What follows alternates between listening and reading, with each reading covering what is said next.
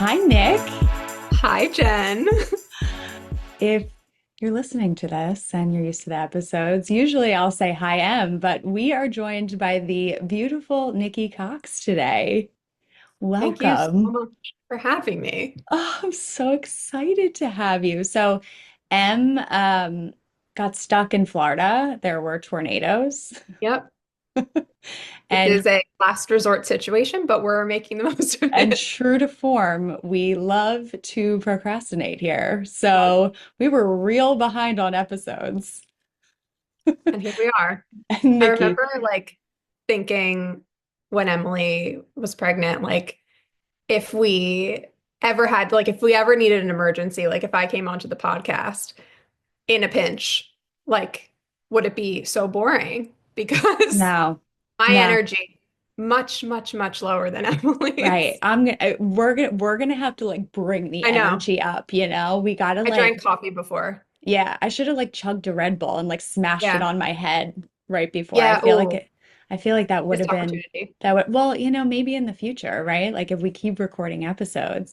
So, If we have to do it again. if you've been prepared for this for years, I'm sure, Oh, because we've yeah. been so last Totally. Just minute. listen to you guys constantly. Yes. Yeah. Yes. And the last time you were on the podcast was what, 2021? Yeah. Is that when it Yeah. was? Yep. Wow. And times have changed. I saw Nikki this morning and I said, "Are you nervous?" And she was like, "No, I feel fine. I've really come a Yeah. long way." Really worked through my fear of public speaking. It was a hurdle, but we crossed it. I'm so proud of you. Thank Like you. just so incredibly proud. We're all growing ourselves, knowing ourselves and You growing really ourselves are. over here. It It's works. it It works. it really works. So, Nick, we're going to start with our intro question. Are you ready? So, okay, yeah. So Yes. let me tell you a little behind the scenes about the intro Oh yeah, questions. please. So I typically crowdsource them, like on social media. I'll ask if anyone has any ideas for intro questions. Um, our database of intro questions ran dry. So I've been trying to make them up myself. Sometimes I use ChatGPT, but sometimes ChatGPT is just like really out of touch. Yeah, that It's not ChatGPT needs to get itself together. not interesting.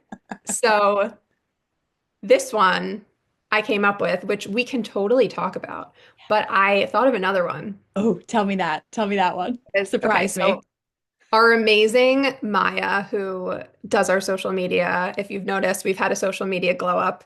That is not because of me. That is because of Maya.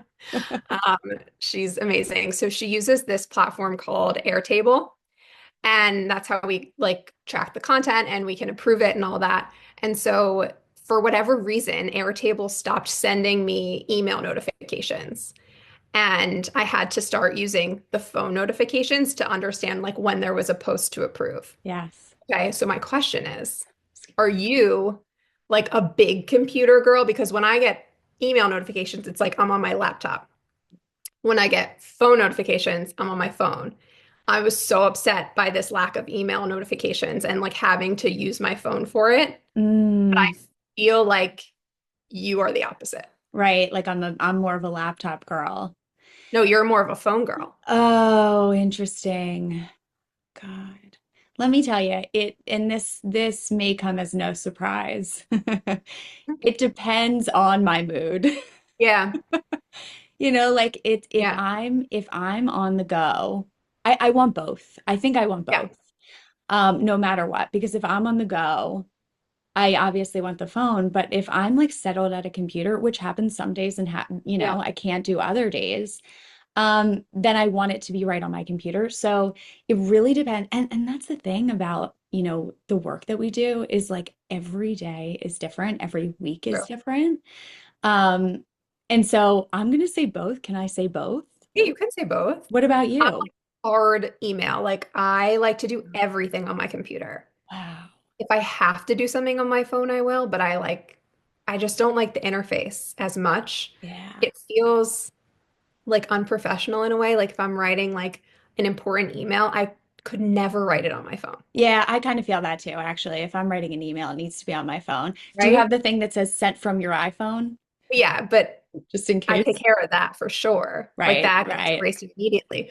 But I'm such a computer or laptop person. Like phone feels foreign in a way, unless it's Instagram, because that's like the only place you can do it. right. Nikki, that's why you're in the position that you're in. Yeah, it's So true. professional and wonderful, and she helps us so much. And it actually brings us Yeah, perfectly into it our really does. topic. Our topic today is about burnout.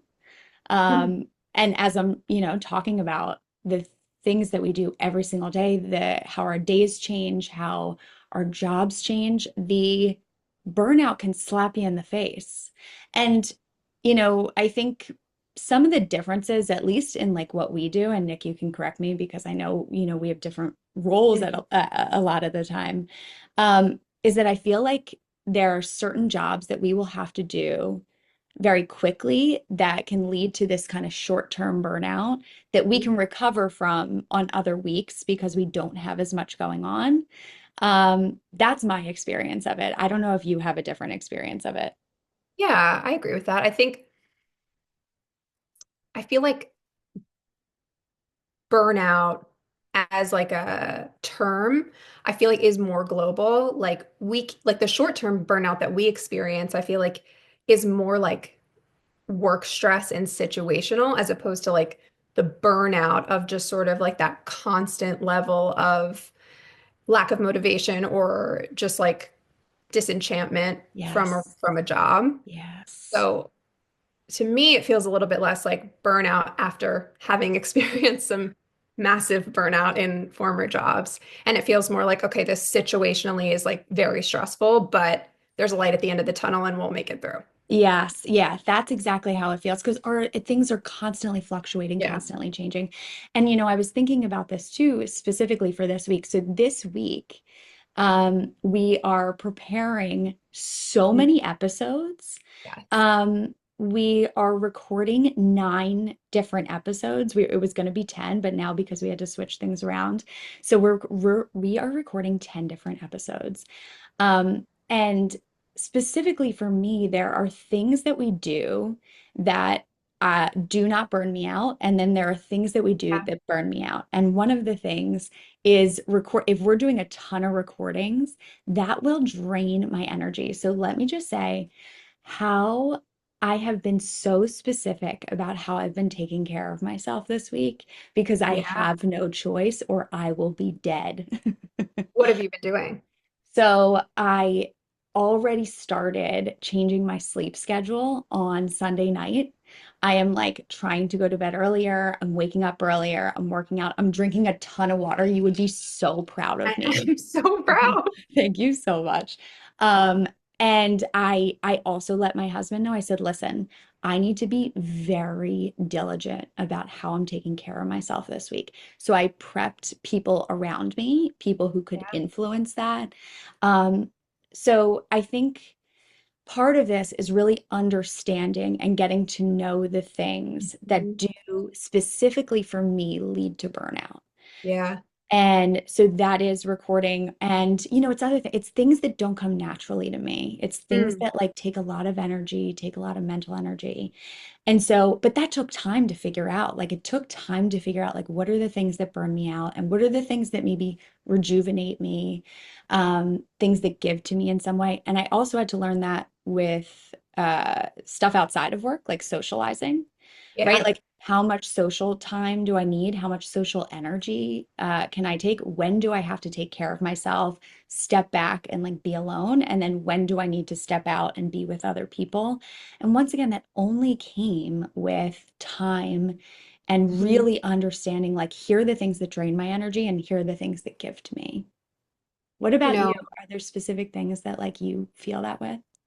you're making me think because when you said the things that don't come naturally to you lead to some burnout, I feel like that speaks to like putting on a persona in a way. Like I remember in the job that I was in prior to working with you and Emmalee, I did not feel like I could be myself. Like there was, and I will take responsibility for that. I don't think it was all external. I think there was some stuff that I was working through. It's really hard to be in a counseling job, as you know, when you're young and Yes. you look young and Yes. people call you out on that. Yes. And so I think I just felt like I had to put on this persona that I was like, you know, not human essentially to kind of mask the fact that I was younger.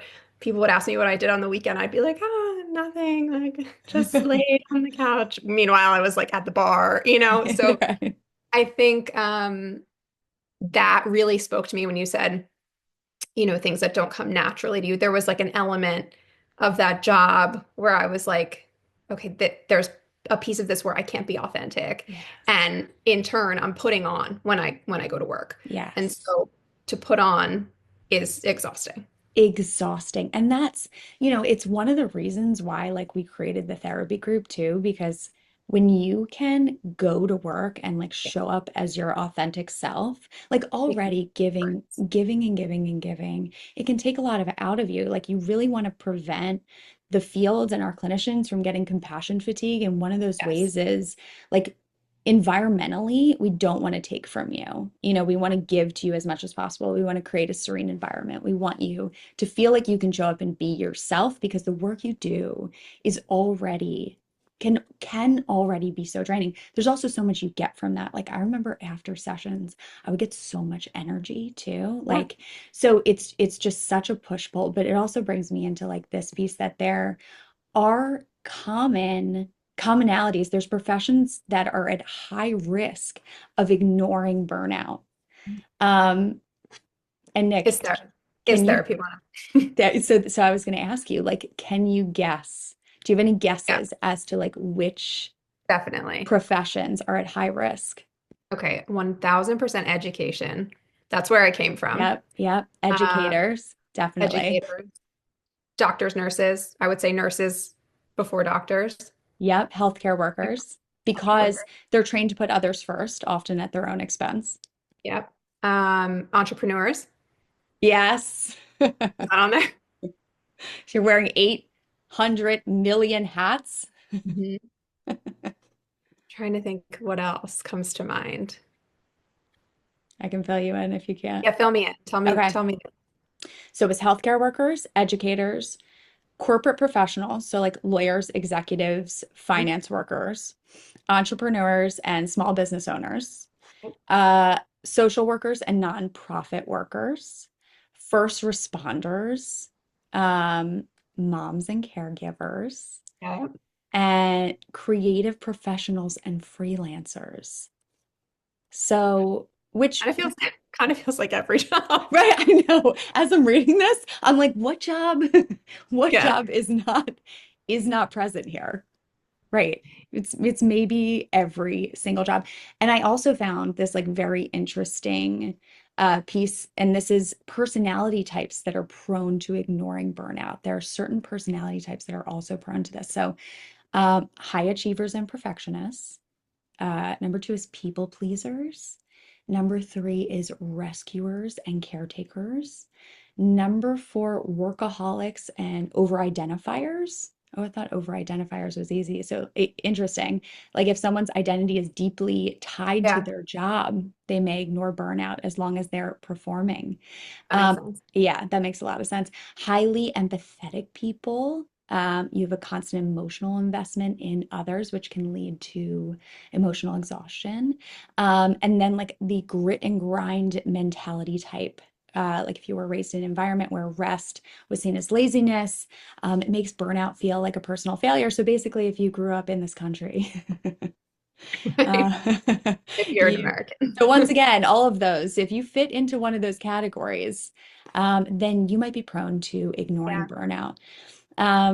But we did want to get into some listener questions because we had so many of them, which also speaks to how burnt out our listeners feel. So first and foremost, I just want to send out some love to our listeners, Yeah.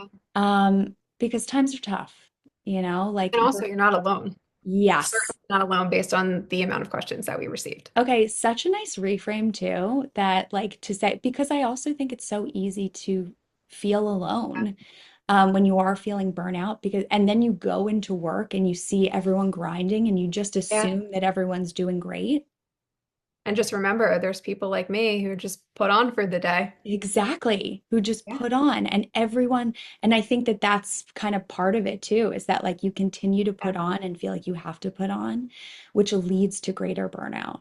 Yeah, and it's I think also like when you said the high achievers or perfectionists or people pleasers, like I think there's an element to all of those kind of personality types where like you want to prove yourself. Yes.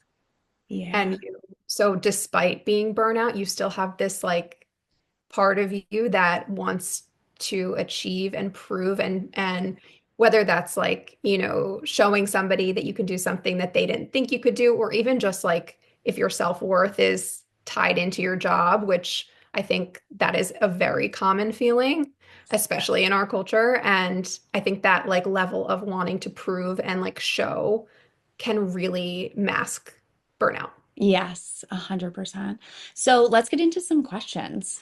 Nick, you want to pick them out? I get to be the dealer. You get to be dealer's choice. Let's do it. Hi. All right. So, what is the best way to spot burnout before it becomes problematic? Okay. Physical exhaustion, I think, is a big one. Yeah. Um, so like chronic fatigue, insomnia, like that's another thing is Yeah. like not being able to sleep even though you're so physically Yeah. tired. And if you've ever experienced, I actually experienced that on Sunday, that will fuck you up. It's just like, I'm so tired. Why can't I sleep? Headaches, body aches. So really just like feeling it physically. Emotional depletion, a lack of motivation or feeling detached, or being really irritable. Like if you find yourself snapping more easily at the people Yeah. around you, at your kids, at your spouse, might be a sign that you are kind of in the throes of Mhm. burnout. Cognitive difficulties, trouble concentrating, brain fog, or loss of fulfillment. Um, Mhm. so if you're feeling like ineffective or stuck in some way, or you're questioning your purpose. Yeah. Um, and I think this is like not to be confused as like sometimes this you feel this because of a bunch of different factors, right? Like I don't know if you didn't get a lot of sleep, if you have other things going on, but if this is pervasive in a lot of ways, and you're feeling it as a result of your roles, I think that that's when it's time to look at Which one speaks to you the most? Like when do you notice it. it? Um, I think the emotional depletion and the physical exhaustion are almost like so Mhm. coupled for me. Um, it starts for me with the cognitive difficulties, like my cognitive recall is really bad. Like my Interesting. ADHD, like the symptoms of my ADHD will get stronger. Yeah.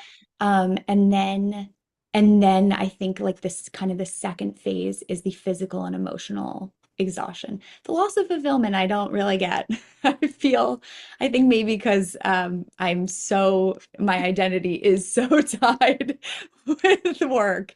Your Um, body won't let you feel that one. no, I don't feel that one at all. But I say those three are like really prevalent for me, starting with the cognitive Yeah. difficulties. And I think specifically because of the ADHD, like that feels really strong for me. Yeah. Um, okay, what do we got next? You want to still be dealer? I'm just gonna keep letting you be dealer. And you can pick I'll still be anything. there. Okay, so kind of going off of that. Yes. So I think a lot of people get to like a breaking point. Yeah. What do you think? So like when you're recognizing those signs, like what do you think is the next move before so that like you can kind of try and control it or at least recognize it before you hit that breaking point? Yeah. Well, I think first understanding like where is this coming from for me, right? Like Yeah. what is it the entire job? Are there parts of the job that I'm doing? Mhm. And I think something that's really important to remember is that burnout isn't just from being busy. It's also coming from not having certain needs met. And so taking the time to ask yourself, what are the needs that I have that are not being met? Am I not sleeping enough? Am I not taking enough time for me? Like, what are those needs that are not being met because I am so kind of invested in what I'm doing or pulled into what I'm doing or feel some sort of pressure to perform in some way? Mhm. So really, I think taking the time, not just to say like, oh, how can I kind of chill out with work, but also taking the time to say, what are the needs that I haven't been meeting? Like, how am I not listening to myself? And if I were to take the time to sit down and listen to myself, what would I need to give to myself that I haven't been giving? Yeah. And I think that piece is often missed when we talk about burnout, is like the, and not just about being busy, busy, busy. It's like, what are the needs? What are my needs? And how do I listen to myself a little more? Yeah, absolutely. Do you remember the book, Sometimes Therapy is Awkward? Yes. Okay, so Yes. also back in 2021, when Busy year. the podcast was a baby, Yes. we had on Nicole Artz, who's the author of Sometimes Therapy is Awkward. It's an awesome book, especially for therapists just starting out. And I remember reading it and just being like so many mind-blowing moments. But something that really has always stuck with me from her book is like she split burnout into two categories. And she said there's internal burnout and external burnout.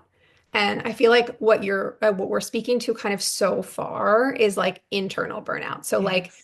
what can I do to adjust my boundaries or, adjust the way that I'm approaching things or even just like the level of weight that I'm putting onto work or like kind of work on that self-worth piece and work to disconnect it from work a little bit. Like things that are in your control to prevent the burnout Yes. versus the external burnout, which is much less in your control and much harder to prevent because there's nothing that you specifically can do besides potentially change your environment. So, Yes. like, external burnout might just be a toxic work environment or really low pay for really long hours, or just like lack of support, lack of leadership. And like, there's only so much that I personally could do about that Right. versus like adjusting my boundaries and not, answering emails at 9 p.m.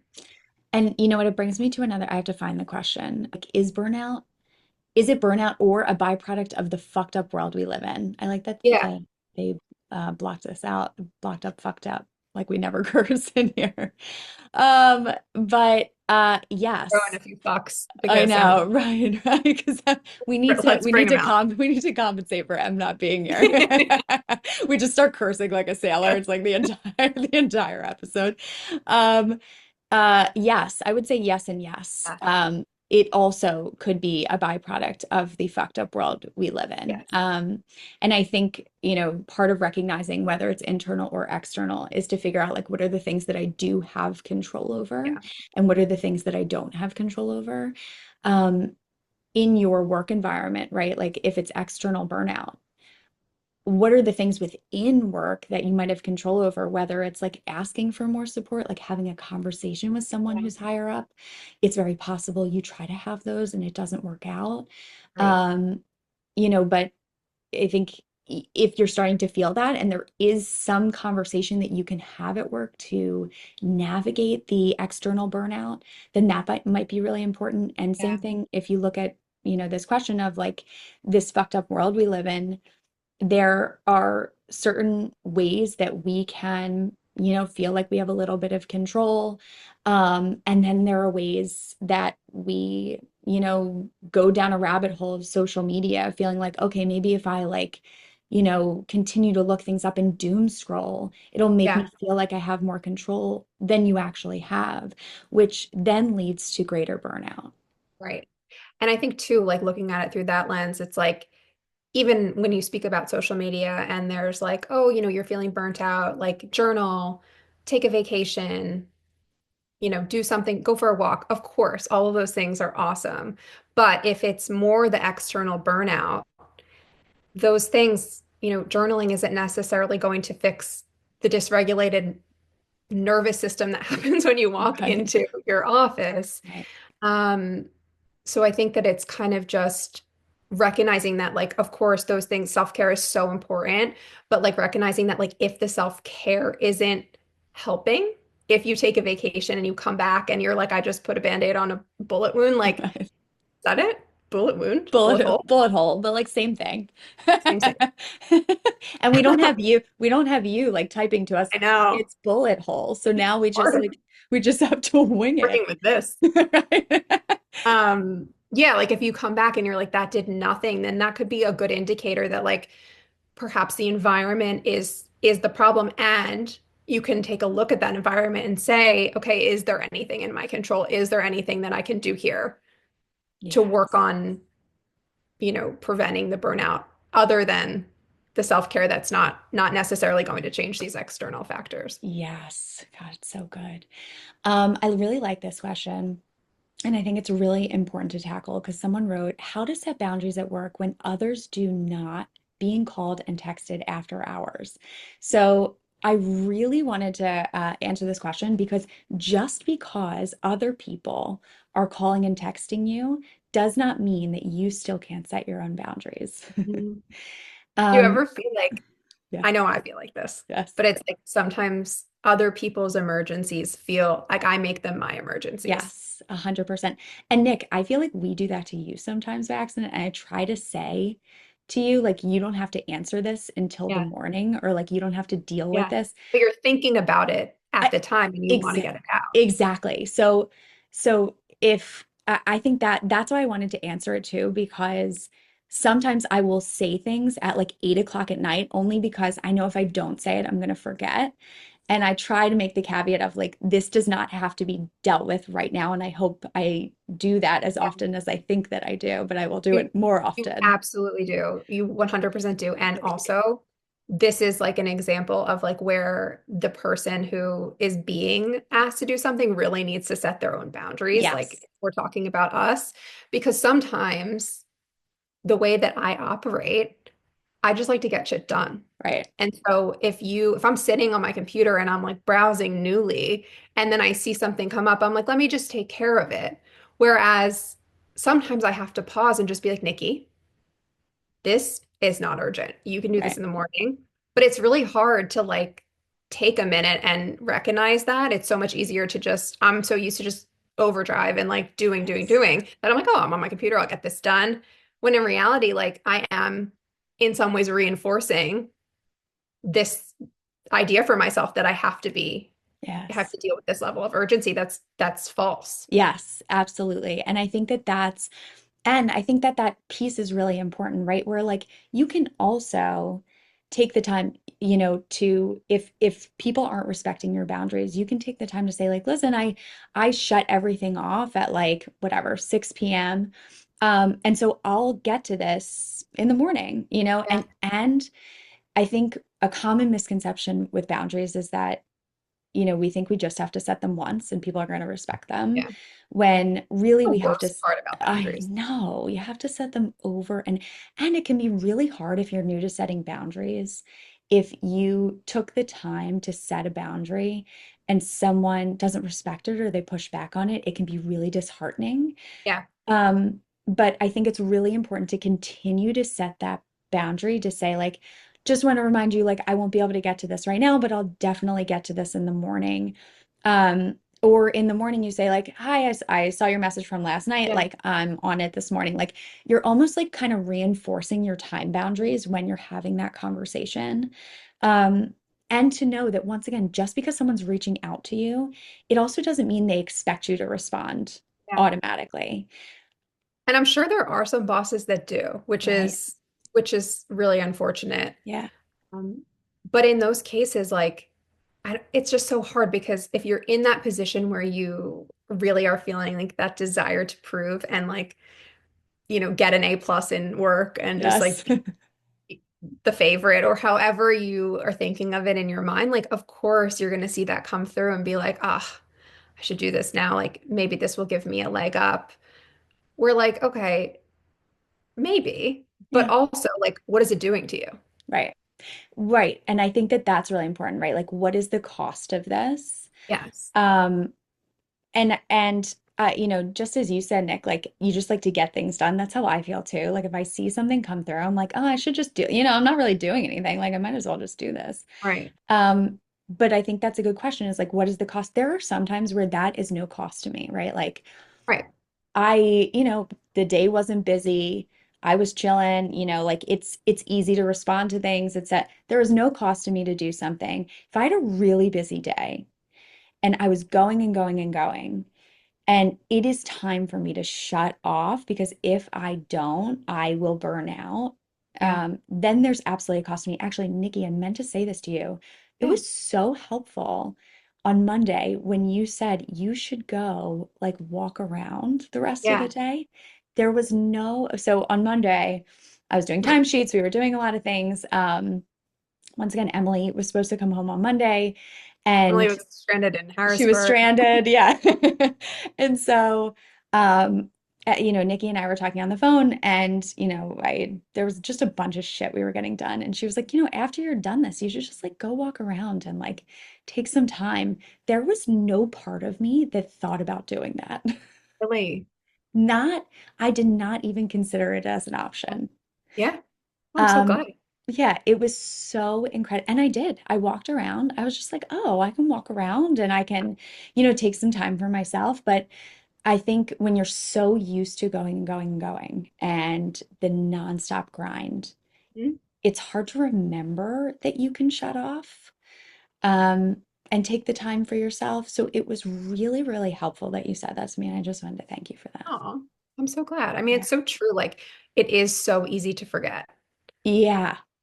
to just power through and then like go to sleep and wake up and do it all over again. And like, of course, you're going to feel burnt out if that's how you're living. I mean, think about it. You're in this like hyper arousal state, kind of just waiting for the next thing to come up and like Yes. tackling it. And there is a level of that where like your body's not resting. Yeah.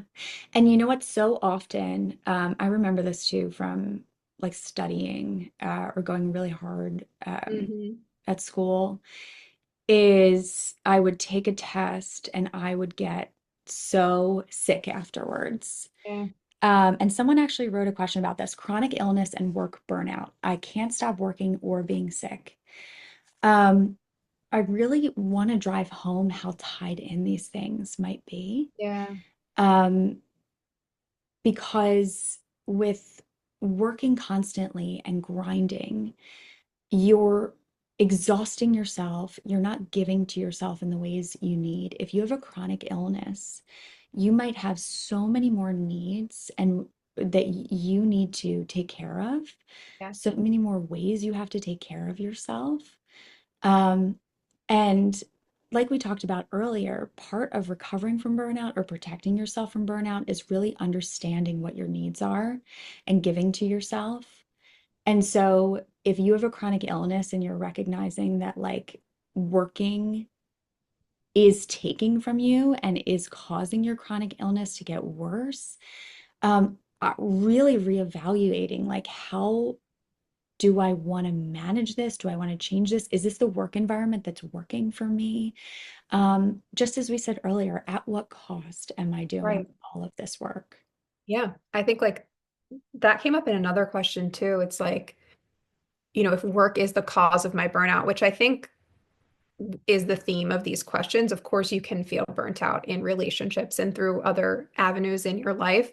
But if work is the cause of my burnout, and also work is what allows me to feel secure and brings me financial freedom and, all the other things that work does bring, like, what am I supposed to do if I feel burnout? I don't really have a choice Right. but to keep working. And I think that that's such an important thing to like highlight. Same with the chronic illness.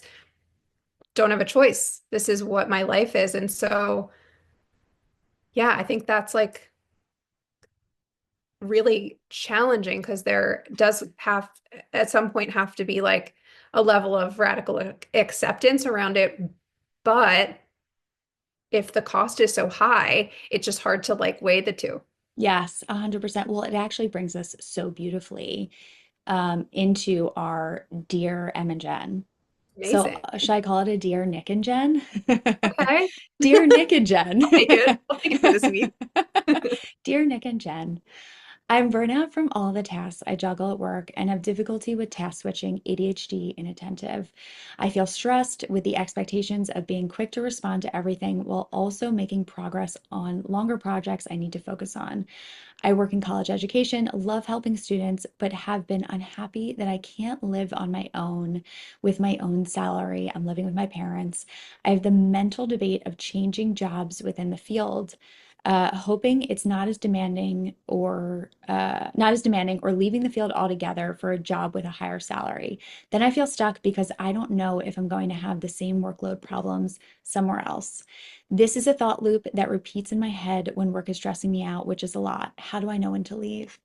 Mm. First, I want to say I think that this is so common, and that sometimes the reason why we get stuck in a thought loop is it allows us to avoid action. Mm.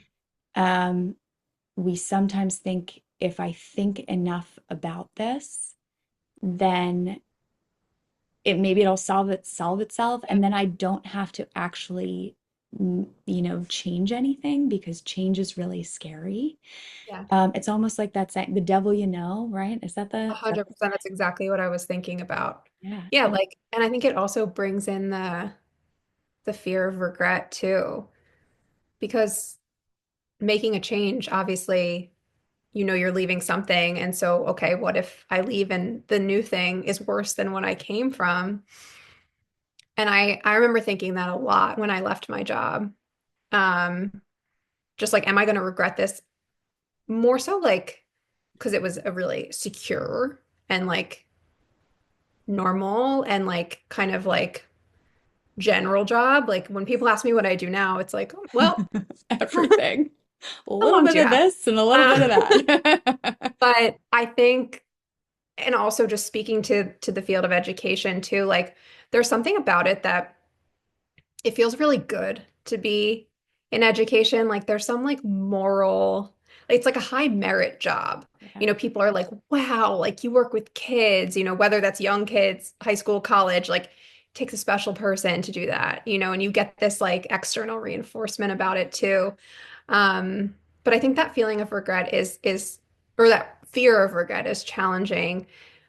But I also think that regret is almost like fake because when you're looking back on something, you have the knowledge of the old thing, but Mhm. like the new thing or like the scenario that you're regretting, like it stops, the reality stops. So like you're just making up this reality that could have been, Yeah. or like you don't know. Well, and you know what's so interesting with you mentioning like you get a lot of external reinforcement Yeah. for certain jobs, and like how just the cognitive dissonance that that probably Yes. creates between like I am so burnt out in this job and I'm so stressed out, but everyone's telling me like how wonderful it is that I'm doing this.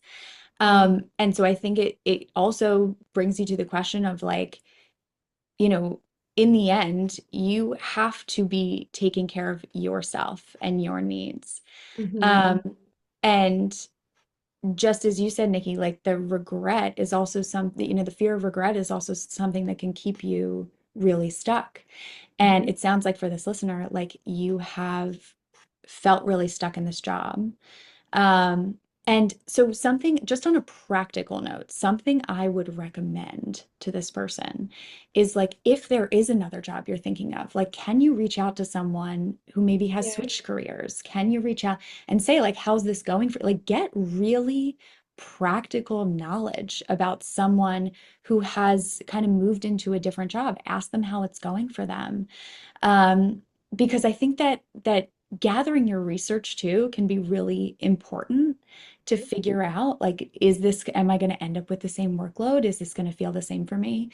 Yeah. Um, really do some research. I think that that can be really helpful. Before I became a therapist, I actually interviewed therapists Did you? in New York City. Yeah, I like reached out to therapists. Yeah. I asked them about their job in private practice, Yeah. actually. Because I had a similar feeling. I was like, I want to be a therapist, but I have Yeah. no idea what it's like.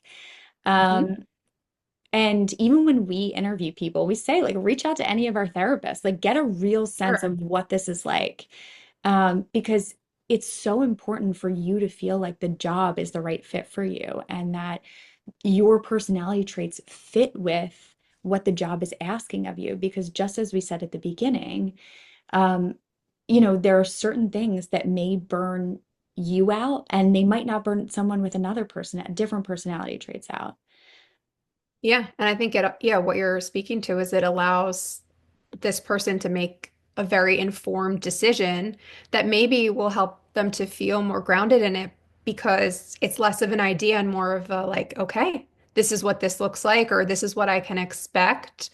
I actually remember doing the same thing when the first the first time I was on the podcast, we talked about my very first job out of college, which was in sales, which is, if you know me, just terrible match. So I knew pretty immediately that I needed to leave there and I wanted to be a school counselor. And I remember messaging my school counselor from Yeah. high school and just being like, can I speak to you? Like, what do you like your job? So So I totally buy into that. And so that's an action you can take. Like take these Hmm. small actionable steps because being stuck in the thought loop, once again, is a way to kind of avoid any action at all. And sometimes action is the thing is that's going to really make you feel like you have some sort of control and recovery from this burnout. So before we end, I just wanted to give listeners like a quick kind of like Hmm. the ways in which you can recover from burnout. So you're going to want to prioritize rest and recovery. Make sure you're getting your sleep, you know, get some social rest if you need it, get some active rest if you need it. Practice saying no. And this can be, like kind of under the umbrella of like reducing your over commitment and setting boundaries. Hmm. So, whether that's at work, whether that's at home, practice saying no, don't overcommit to things. Make sure you're engaging your nervous system, and because your nervous system is so activated, when you're burnout, it triggers this kind of chronic stress response. So, you want to do some deep breathing, gentle movement, really taking care of your nervous system. Number five, address the root cause. You're going to want to address the root cause of your burnout. So if that's external burnout, it might be, okay, maybe I have to take some steps to figure out, how do I make some moves? How do I get out of here? Do I do research? What does that look like for me? Um, and then seek support. If you need to talk to a therapist, reach on out. If you need to talk to a friend, work colleagues, support is so important because just as we said at the beginning, you are not alone in your burnout. So make sure you're taking care of yourself. Perfect ending. Thank you so much for tuning in to today's episode of Shrink Chicks. We'll see you back here next week for another session. In the meantime, if you want a question answered or a topic discussed, follow us on Instagram at ShrinkChicks. And if you're looking to get connected with a therapist like us to start or continue your therapeutic journey, visit thetherapygroup.com. Just fill out a contact form on our website, and we will personally match you with one of our amazing therapists. And for all of our therapists and group practice owners out there, we also offer group practice consulting. And if you're looking to support yourself further and support our show, check out our amazing merch options at shrinkchicks.com/merch and our Know Yourself, Grow Yourself journal on Amazon. Also, if you'd be so kind, we'd love a rating review and for you to share with a friend or an enemy or a mother-in-law, honestly, whoever needs it, so that we can keep reaching more people on our mission to bring mental health topics to your ears every week. Thanks for being here with us. And don't forget to grow yourself. You got to know yourself.